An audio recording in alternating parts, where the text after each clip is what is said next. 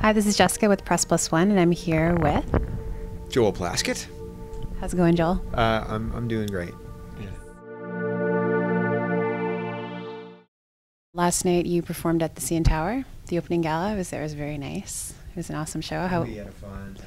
Yeah, what was that like? It's a trip playing up that high. As a room, you know, sound-wise, it's probably not. It wasn't designed for rock and roll, so you're just surrounded by glass and low ceilings. Air was a little intense in there. The altitude was weird. I was gasping for air at about the 40-minute mark. I was just like, why am I so winded? Yeah. It might just be that we haven't played in a while, and it was just, but I felt like I wasn't getting all the oxygen in my lungs. But it was pretty remarkable to be up that high and play, and that was cool. So yeah, it was, we can check that one off the list, Nice. you know? Yeah. Move on to the next. Are you Scotland or Are you a fan of Ben Kaplan at all? You know, I've been hearing about Ben for a while, and but didn't really know his music. I think I might have heard a song or two. Last night was the first time, and I got to say I didn't really get to see him. I was backstage. I got to hear him, and I liked what I heard. I wasn't able to watch the show, although I recognize him because I've seen pictures, and he's hard to miss. Yeah. But yeah, that was cool. He really seems to be, like, I'm hearing more and more about him, and what he's doing is cool. He's got his own thing happening.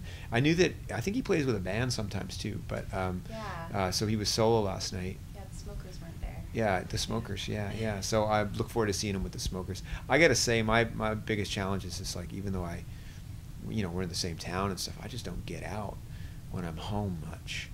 I live in Dartmouth, so that kind of keeps me from Halifax a little bit. And with the project that you've been working on as well, it's just been a crazy 10 weeks, sounds like. Yeah, that's been it. It's just been sort of like, I'm a bit of a workaholic, and so I'm either touring, or when I'm home, I'm like, trying to spend time with my family or doing something creative in the studio, So I try to get out to shows now and then, but I don't, it's not, it's less a part of my life than it used to be. I mean, I think that's the case for anyone. You don't spend as much time in nightclubs and stuff as you get older, but...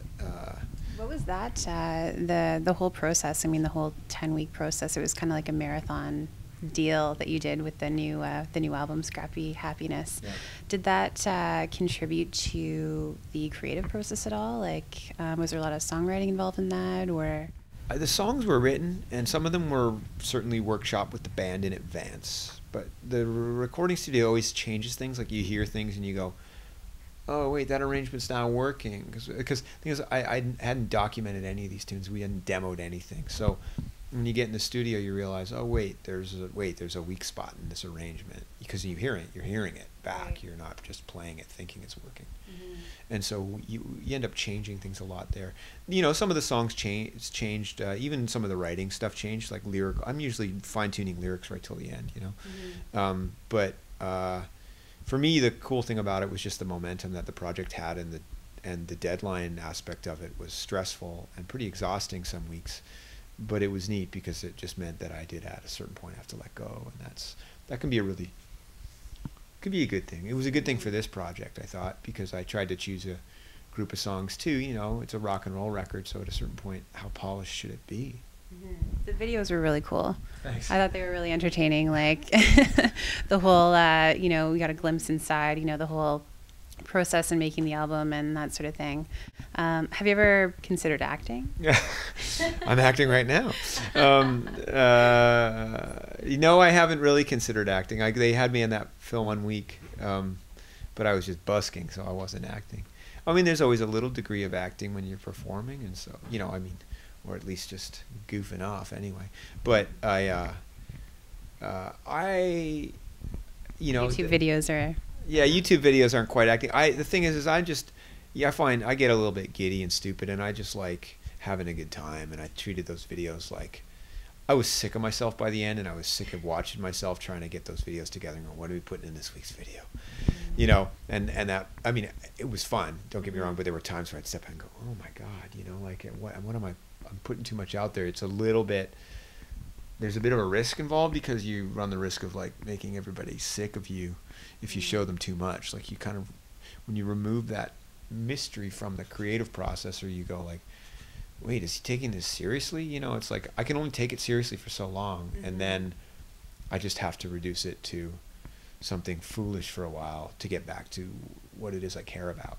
Right. And so that's what the videos reflect the sort of moments in between where I'm like, all right, let's just do something, like I'm just, just kind of goofing off and having fun, because, you have to sort of step away from the music now and then. And, as much as I like mystery, I kind of felt like this project was about the process too, and so I thought maybe that totally came across, I think, privy to the process. Yeah. I think if I was, I learned a lot, and I thought, well, maybe people glean something from being witness to some of the process, Mm-hmm. Yeah. It's evident that you've been, doing this for years. I mean, just being on stage last night and being at the show, I mean, you have such a really strong stage presence, and I think your fans really, relate to that. But are there any songs that you just don't really want to perform anymore? And then getting back to like the whole, being kind of like sick of the same stuff, is there any songs that you are kind of tired of? Or I mean, I think the biggest challenge sometimes is, and I've always been a performer who's had like I try and put myself in the perspective of my audience sometimes, because I think that's important, and I recognize that taking a show out on the road, a lot of it's about entertainment and trying to give people some of what they want, and also something that's going to surprise them that they maybe weren't expecting. New material usually provides the unexpected, or the places where you can push the envelope. Sometimes stuff that's not even recorded, or a cover, or whatever. There's some songs that I know that people come to hear.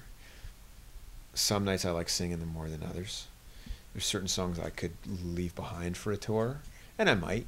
But then there's other ones where I go, this is pretty much in every set. Mm-hmm. Because this is a sing-along, and this is the point where you want people to sing along. And I don't know. I mean, I saw Springsteen a couple years ago at the Philly Spectrum, and he just delivered on so many levels. And I'm sure there's been tours where he has chosen not to play certain songs. Mm. And so it's going to always ebb and flow. But I come from the school of trying to do what I want artistically, but also then on the flip side of that, give the people what they want, entertain. Here we are now, entertain us, Yeah. I think that's important. I think that I like the show to have a celebratory quality. And so if people are attach themselves to a certain song and they want to hear it, I try and deliver it. It doesn't happen every night. Some nights I push the envelope a little bit more than others. Lightning Bolt was really good last night. That one's really, really fun. Like, it turned into a real rock show, I think, when that one came up. It's kind of it's the most epic point on the new record, and that's why I actually chose to start the new record with that song. Yeah. So just to come out swinging and punch everything, Yeah, there's so many different levels and dynamics in that. Like, it was really great to see the crowd react to that too. I know, I can feel it. Even when we were playing that song before the record was even recorded, that was a song we worked up over the past year, so I think it's developed in a really interesting way with the band. Mm-hmm.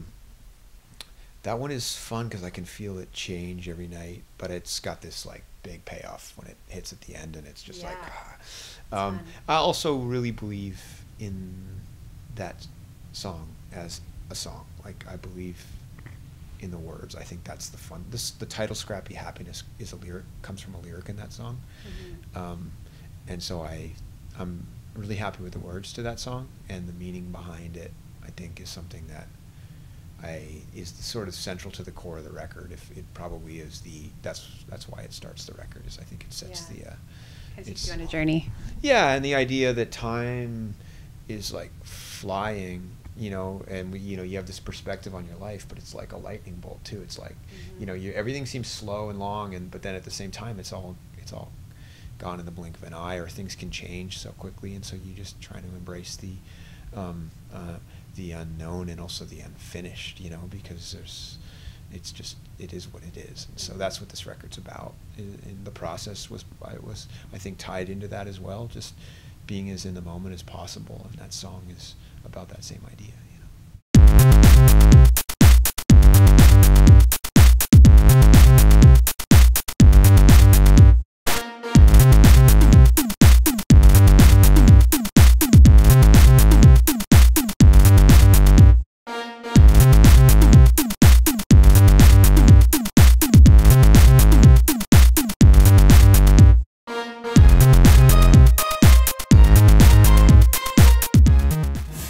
like coming out of my studio shell into a world where it's like, all right, yeah, right, I did something, and now there's something to talk about. It's all happening. Yeah, Yeah. It's cool. Cool. All right. Well, thanks so much. Thank you. Yeah. Thanks.